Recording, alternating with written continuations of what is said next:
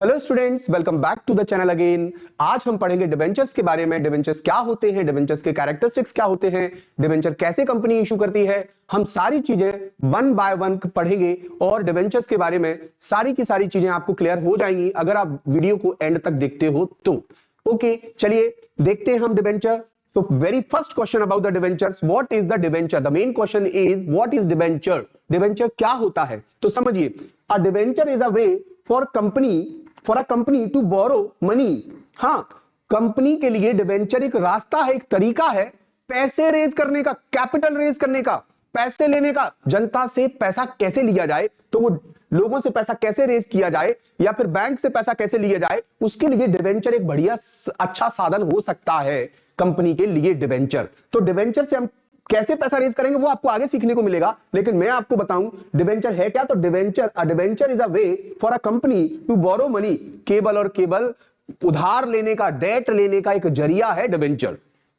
It is a return promise to pay back the money with interest at a later time. और debenture जो होता है वो जिस इन्वेस्टर ने भी डिबेंचर खरीदा होता है तो कंपनी उसको जो डिबेंचर प्रोवाइड करती है, जो सर्टिफिकेट प्रोवाइड करती है, वो सर्टिफिकेट एक प्रकार का क्या होता है, वो सर्टिफिकेट एक प्रकार का प्रॉमिस होता है कि हां, कंपनी ने आपसे पैसा लिया है और एक समय के बाद आपका ये पैसा आपको वापस कर दिया जाएगा। और वही क्या कहलाता है, डिबेंचर कहलाता है। तो डिबेंचर को आगे हम समझते हैं। डिबेंचर क्या है, डिबेंचर के की पॉइंट्स हम देखते हैं डिबेंचर के। तो डिबेंचर प्रूफ ऑफ डेट है। प्रूफ ऑफ डेट है मतलब कंपनी ने किसी से डेट लिया है। क्या लिया है, डेट लिया है। अब डेट लिया है तो डेट के बदले कंपनी ने उसे कुछ ना कुछ तो इशू किया होगा। भाई देखो, हम ऐसे थोड़ी कोई व्यक्ति आएगा और तुम्हें कर्जा देके चला जाएगा, वो कुछ ना कुछ तो आपसे डिमांड करेगा। तो आपने कहा हमारी कंपनी लोन ले रही है, उस लोन के बदले में आपको एक एविडेंस देगी, एक प्रूफ देगी, और उस प्रूफ का नाम ही यहां पर क्या है, डिबेंचर है। अब अ डिबेंचर क्या शो करता है, शोज दैट द कंपनी ओज मनी टू द पर्सन, की कंपनी उस व्यक्ति से पैसा ले रखा है कंपनी ने, और group who bought the debenture, जिसने क्या खरीद रखे हैं, डिबेंचर खरीद रखे हैं। अब कंपनी फ्यूचर में उस डिबेंचर कुछ ऐसी वस्तु नहीं होती, कागज का टुकड़ा होता है, एक तरीके से कागज का टुकड़ा है, और उस पर यह बात लिखी हुई है, हाँ भाई आपने डिबेंचर ले रखा है, कंपनी ने आपको डिबेंचर बेच रखा है। तो अब कंपनी आपसे वो डिबेंचर फ्यूचर में वापस ले लेगी और आपको आपका पैसा वापस दे देगी, और इस डिबेंचर पर आपको एक फिक्स रेट से डिबेंचर पर क्या देती रहेगी कंपनी, इंटरेस्ट भी पे करती रहेगी। तो ये बातें डिबेंचर पर मेंशन होती हैं। तो क्या कह रहा है वो, फिर आगे कहता है फिक्स्ड इंटरेस्ट। डिबेंचर पर कैसी रेट से इंटरेस्ट मिलता है आपको, तो द कंपनी मस्ट पे interest on the debenture at a fixed rate. कैसी रेट से प्रोवाइड करते हैं आपको डिबेंचर पर इंटरेस्ट, फिक्स रेट से। Even if the company doesn't make a profit, और अगर कंपनी को प्रॉफिट नहीं भी हुआ तो डिबेंचर होल्डर को उनके हिस्से का जितना भी इंटरेस्ट बनेगा, जो भी रेट होगी, उसकी रेट से उन्हें इंटरेस्ट पे ऑफ किया जाएगा। कहीं ये शेयर होल्डर होता तो उनको पैसा नहीं दिया जाता, जब डिविडेंड नहीं आता तो उनको कोई पेमेंट नहीं किया जाएगा, लेकिन डिबेंचर होल्डर को पेमेंट किया जाएगा, क्योंकि डिबेंचर होल्डर पेमेंट इसलिए मांगते हैं अपना, क्योंकि ये कंपनी के ओनर नहीं है, ये कंपनी के कौन है, क्रेडिटर है। इन्होंने आपको एज ए लोन पैसा प्रोवाइड किया है, मतलब डेट की तरीके से, डेट है, आपने उनसे डेट रेज किया है, ओनर थोड़ी ना है वो। तो इसमें स्पष्ट लिखा है कि लेंडर नॉट ओनर, ये आपको कर्ज देने वाले लोग हैं, ना कि आपसे आपके यहां पैसा इन्वेस्ट किया है, मतलब वो ओनरशिप में इन्वेस्ट किया है। People who held debentures are creditors, company के क्या होते हैं, वो क्रेडिटर्स होते हैं, एक दिन आएंगे और अपना पैसा सूद समेत, ब्याज सहित वापस लेके जाएंगे। दे लेंट मनी नॉट ओनर्स, ये कंपनी को ब्याज पर पैसा दे रखा है, ना कि ये ओनर है। ध्यान रखना, ओनर नहीं है of the company, like share holder, जैसे कि शेयर होल्डर तो ओनर होते हैं कंपनी के। अगला क्या कह रहा है वो, फीचर्स ऑफ द डिबेंचर्स। भाई जब हम फीचर्स पढ़ लेते हैं तो हम मीनिंग भी कंपनी उसका डिबेंचर का बना के लिख पाएंगे। तो वैसे तो मैं आपको बताऊं, कंपनी दो तरीके से पैसा रेज करती है, एक तो ओन्ड फंड होता है और एक बोरोड फंड होता है। अगर कंपनी ने शेयर इशू किए हैं तो वो ओनर्स फंड है, मतलब इक्विटी वाले कौन है, इक्विटी एंड प्रेफरेंस वाले ओनर है कंपनी के। पर अगर कंपनी ने किसी बैंक से लोन ले रखा है या फिर डिबेंचर इशू कर रखे हैं तो ये बोरोड फंड है, एक तरीके से कंपनी ने ये पैसा उधार ले रखा है एक तरीके से, और ये पैसे पर इनका फिक्स रेट से ब्याज जाएगा कंपनी का। वैसे ही डिबेंचर है, डिबेंचर भी एक लॉन्ग टर्म के लिए पैसा, अगर आपको कैपिटल अगर रेज करनी हो तो डिबेंचर एक बढ़िया साधन हो सकता है।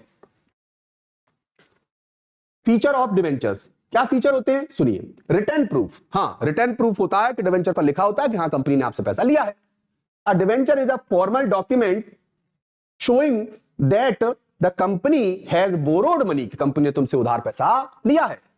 रीपेमेंट टर्म, और सुनो डिवेंचर में रीपेमेंट के, डिवेंचर का जो आपको जो डॉक्यूमेंट मिलेगा उस डॉक्यूमेंट पर रीपेमेंट से रिलेटेड, डिवेंचर की रेट से रिलेटेड सारी बातें लिखी होंगी, उस पर इंटरेस्ट की रेट क्या है उससे भी रिलेटेड बातें लिखी होंगी। It clearly says when and how, ये बात क्लियरली कही जा सकती है उस डॉक्यूमेंट को देखकर कि when and how the company will पे back the money it borrowed, जो कंपनी ने पैसा लिया है उसको वो कब वापस करेगी और कैसे वापस करेगी, ये सारी बातें उस डॉक्यूमेंट में हैं।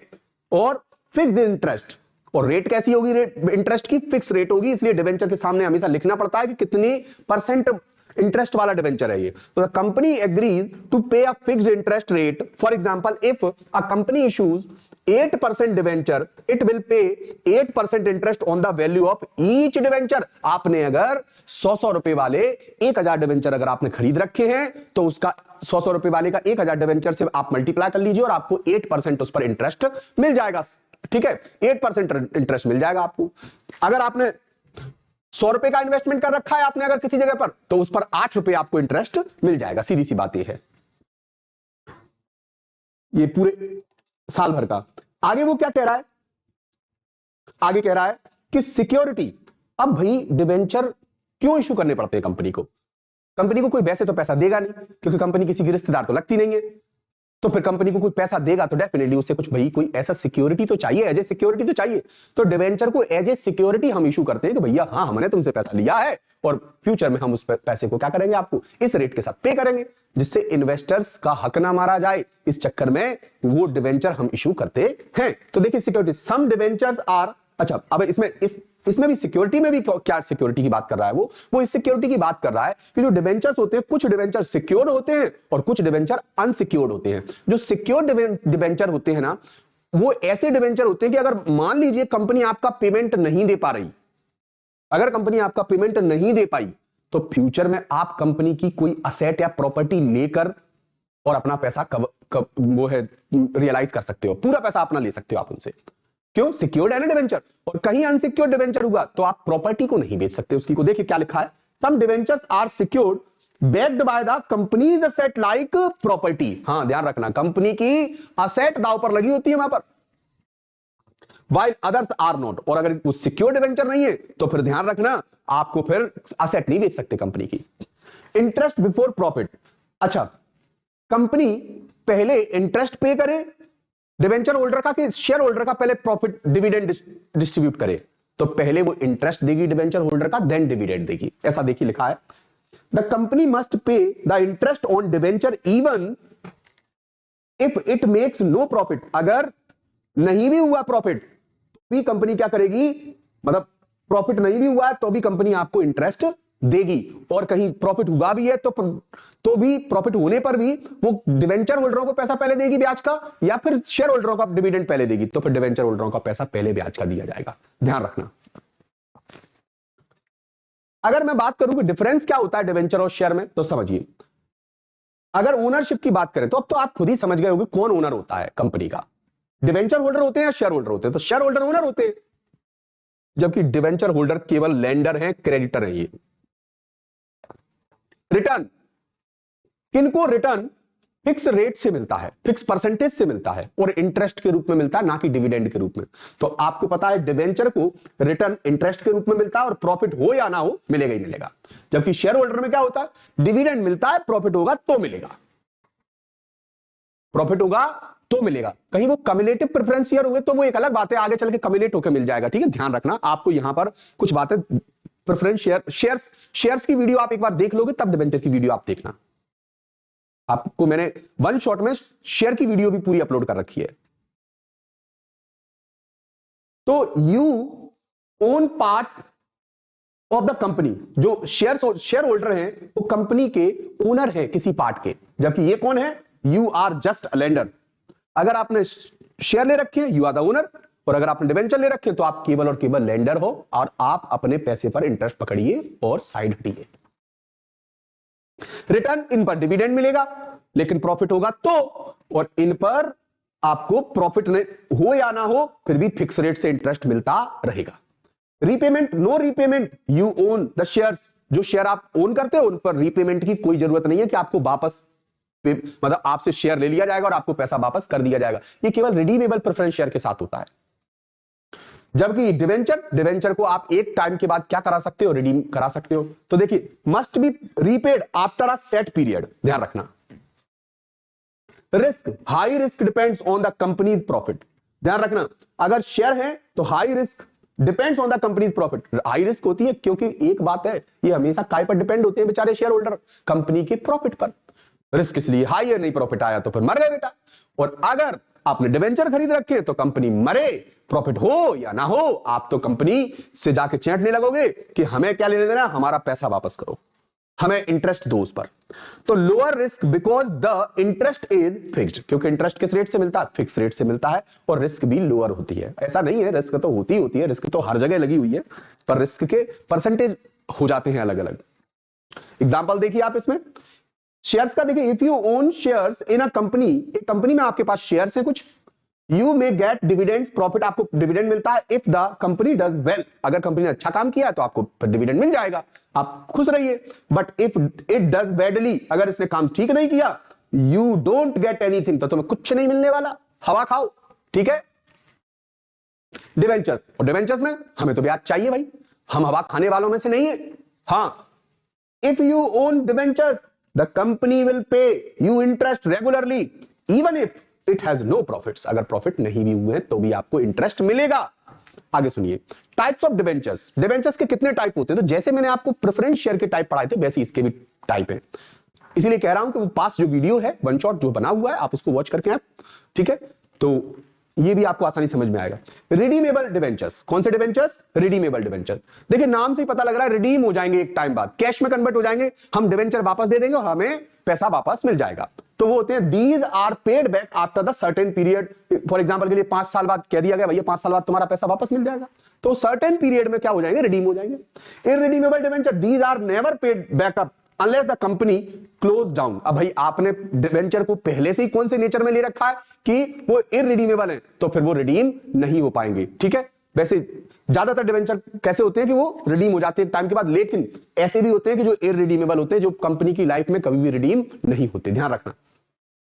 सिक्योर्ड डिवेंचर्स, वो डिवेंचर जो सिक्योर्ड है, अगर आज आपको पैसा नहीं मिला तो कंपनी की एसेट बेचकर आपको पैसा मिलेगा, पर पैसा मिलेगा आपको।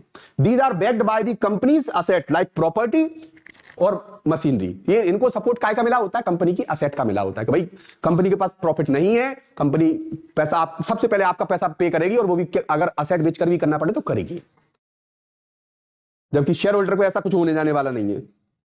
अनसिक्योर्ड डिवेंचर, ये वो डिवेंचर है जो सिक्योर्ड नहीं है, these are not backed by any asset, ठीक है। रजिस्टर्ड डिवेंचर, ये वो डिवेंचर है जो देखो नाम से रजिस्टर्ड होंगे किसी के से, और इनको जिसके नाम से रजिस्टर्ड है वो उन्हीं के नाम पर रहने वाले हैं।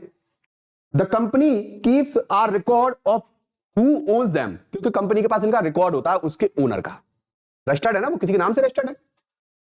बियरर डिवेंचर, ये वो डिवेंचर है जो किसी के नाम से रजिस्टर्ड नहीं है पर डिवेंचर मार्केट में है, तो ये आज तुम्हारे पास तुम्हारे हो गए, कहीं मुझे मिल गए गलती से तो मेरे हो गए, समझ रहे ना। तो these can be transferred easily, मतलब सीधी सी बात है, गलती से तो नहीं मिलेंगे, अगर आपने मुझे ट्रांसफर कर दिए तो मेरे नाम से मेरे हो जाएंगे वो। तो these can be transferred easily by simply handling over the document, ठीक है, डॉक्यूमेंट देने मात्र से क्या हो जाते हैं, ट्रांसफर हो जाते हैं। तो ये कौन से डिवेंचर हो गए, बियरर डिवेंचर हो गए, एक जगह से दूसरी जगह एक व्यक्ति से दूसरे व्यक्ति पर ट्रांसफर हो गए। जबकि जो रजिस्टर्ड डिवेंचर है वो तो किसी के नाम से रजिस्टर्ड है कंपनी में, तो वो ट्रांसफर नहीं हो सकते।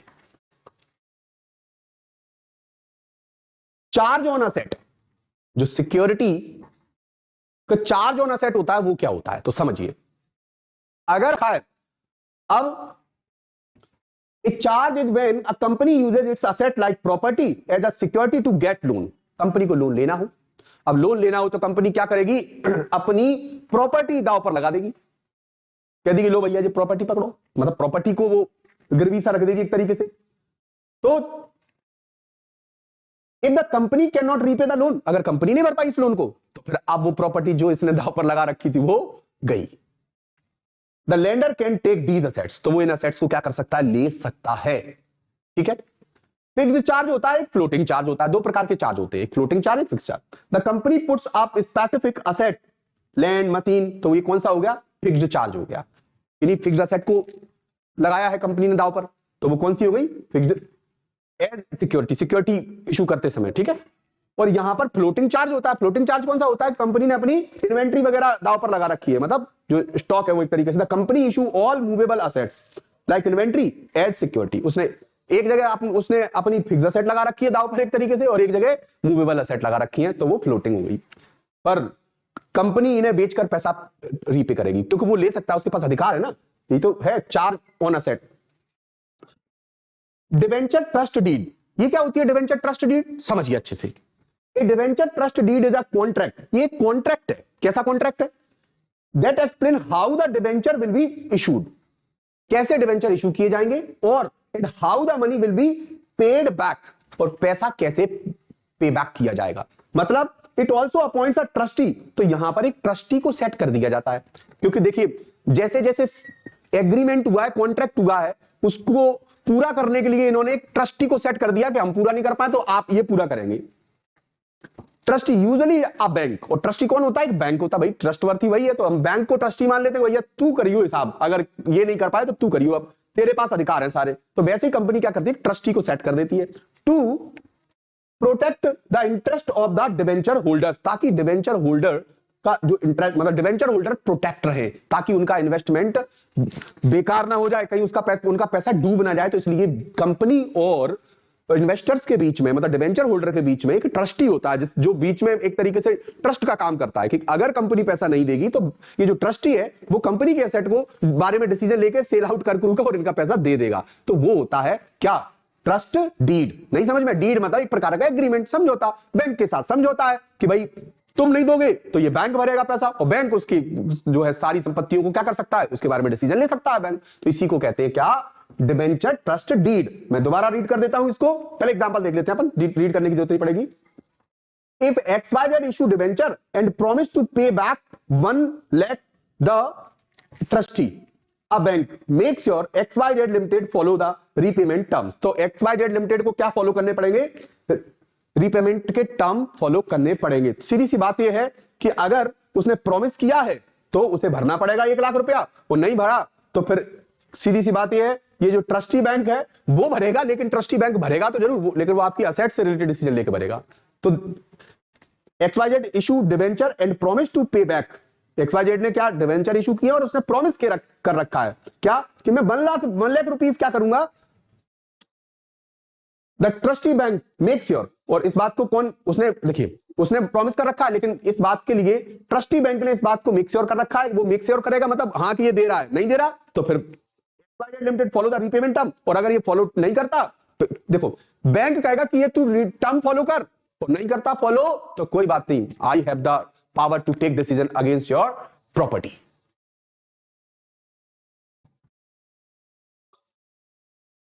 अगला क्वेश्चन है how debenture show in the balance sheet. Balance sheet में डिवेंचर कैसे दिखाए जाते हैं? तो आपको एक बात याद होगी, जब आपने बैलेंस शीट का फॉर्मेट पढ़ा था तो आपने डिवेंचर्स के बारे में पढ़ा था कि डिवेंचर्स, सबसे पहली बात तो एक तो शेयर होल्डर्स फंड होता है, पर ये शेयर होल्डर फंड तो है नहीं है, ये तो बोरोड फंड है, मतलब कैपिटल स्ट्रक्चर में बाहर से लिया गया पैसा है, मतलब क्रेडिटर का पैसा है। तो अब ऐसी स्थिति में इसे हम कहां दिखाएंगे? लाइबिलिटी हेड में दिखाएंगे, लेकिन लाइबिलिटी हेड में नॉन करंट लाइबिलिटी में या करंट लाइबिलिटी में? तो हम नॉन करंट लाइबिलिटी में डिवेंचर को दिखाएंगे, ध्यान रखना। लेकिन कहीं ऐसा हो जाए कि इसी साल पे करना है, अभी पे करना है कुछ दिनों बाद, तो फिर वो ऐसी स्थिति में करंट लाइबिलिटी में आ जाएगा। लेकिन हाल फिलहाल देखिए, आप समझिए, debenture are shown as liability, money the company owes to the others. ठीक है, ये डिवेंचर को हमें पैसा पे करना है किसी को, दूसरों को, तो ये हमारी लाइबिलिटी तो हो गए, तो हमें लाइबिलिटी हेड में इनको शो करना पड़ेगा। तो लाइबिलिटी हेड में हम शो करेंगे नॉन करंट लाइबिलिटी में। कब करेंगे नॉन करंट लाइबिलिटी में? If the company plans to pay back the money after more than 12 month, अगर 12 महीने से बाद पैसा पे कर रही है तो कंपनी इसको नॉन करंट लाइबिलिटी में शो करेगी। और कहीं कंपनी को करंट लाइबिलिटी कब करेगी? करंट लाइबिलिटी में इफ द कंपनी विल पे back the money with in 12 months. ये ध्यान रखना आप, ठीक है। तो करंट लाइबिलिटी, एक चीज जो करंट लाइबिलिटी भी हो सकती है और नॉन करंट लाइबिलिटी भी हो सकती है। कुछ नहीं बोला तो आप नॉन करंट ही मान के चलिए उस डिवेंचर को। जैसे देखिए ABC limited issue debenture worth 5 lakh due in 5 year, shown as non current liability, 5 साल बाद देना है ना, ठीक है नॉन करंट है, लेकिन कहीं ऐसा कह दिया जाए 2 लाख रुपए हैं और 1 साल में पे करने हैं, तो वो कौन सी लायबिलिटी में दिखाया जाएगा, करंट लायबिलिटी में दिखाया जाएगा। DEF limited issue debenture worth 2 lakh due in 1 year shown as a current liability. आपको समझ में आ गया होगा अच्छे से। Next, types of issue prices of debentures. Debentures को किन किन प्राइस पर इशू किया जा सकता है। जैसे 100 रुपए का डिवेंचर है, मान लीजिए आप 100 के डिवेंचर को 3 तरीके से इशू किया जा सकता है। कैसे 3 तरीके, एक एट पार, एक एट प्रीमियम और एक एट डिस्काउंट।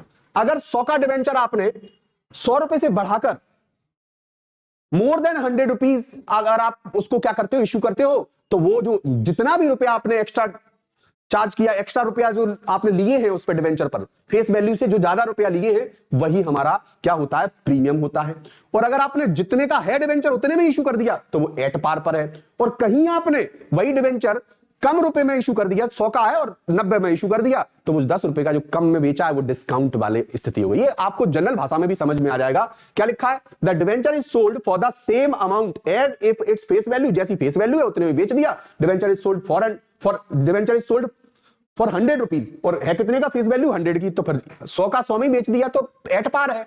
और 100 का अगर आपने 110 में बेच दिया तो वो प्रीमियम है। The debenture is sold for more than it's face value, तो वो क्या है, जैसे 100 का क्या डिवेंचर सोल्ड कर दिया 120 में, तो 20 रुपया आपने एक्स्ट्रा कमा लिए, that would be premium value. At discount the debenture is sold for less than it's face value. Example के लिए देखिए 100 रुपीज का डिवेंचर आपने कितने में सोल्ड कर दिया, 90 रुपीज में, 10 रुपीज के लॉस में बेचा है आपने, तो ये कंपनी के लॉस तो है, लेकिन कंपनी इसे एट डिस्काउंट कहेगी। कैसा इशू कहेगी, एट डिस्काउंट। डिस्काउंट किस तरीके से, 3 तरीके से प्राइस सेट की जा सकती है, आपको समझ में आ गया। कौन कौन सी 3, एक तो हो सकती है एट पार, फिर एट प्रीमियम और at discount. Understood, okay. Next, literally होता है। कोलेटरल क्या होता है, sometime company issue debenture as collateral security for a loan. This means that the company promised to pay back the loan using the debentures as backup security। वो यहां पर company आपसे loan ले रही है। देखिए क्या होता है, कंपनी किसी से लोन रेज कर रही होती है किसी जगह से, तो लोन ले रही होती है, तो लोन में वो आपको एक सिक्योरिटी दे देती है, डिवेंचर के नाम की सिक्योरिटी आपको थमा देती है। तो आपको एक कोलेटरल मिल गया ना, कोलेटरल मतलब एक्स्ट्रा आपको एक प्रतिभूति मिल गई एक तरीके से, कि आपके पास एक्स्ट्रा सिक्योरिटी आ गई। तो कोलेटरल मतलब एक्स्ट्रा सिक्योरिटी, तो आपके पास अब एक्स्ट्रा सिक्योरिटी, हाँ ठीक है, सामने वाला पैसा नहीं देगा तो उसके डिवेंचर भी तो हमारे पास है, तो उसी को क्या कहते हैं, डिवेंचर एज कोलेटरल सिक्योरिटी।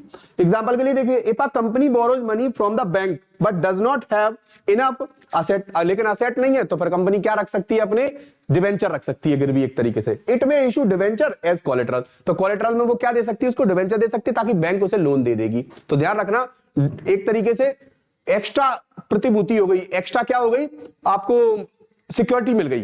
ठीक है, तो ये थी डिवेंचर की थ्योरी जो कंप्लीट हुई। फिर भी कुछ रह गई होगी, तो मैं अब आगे आपको डिवेंचर से रिलेटेड पूरी जनरल एंट्री कराऊंगा, फिर डिवेंचर कैसे इशू किए जाते हैं, कैसे प्रीमियम, कैसे डिस्काउंट, कैसे ये सब कुछ, और अदर देन कैसे इशू किए जाते हैं, कोलेटरल सिक्योरिटी वगैरह सब कुछ मैं आपको जनरल एंट्री पास करके दिखाऊंगा। तो अगली वीडियो में आपको डिवेंचर से रिलेटेड जनरल एंट्री सीखने को मिलेंगी। Okay, thank you. और अगर हाँ वीडियो पसंद आई हो तो please like, subscribe and share करना ना भूलें। Thank you.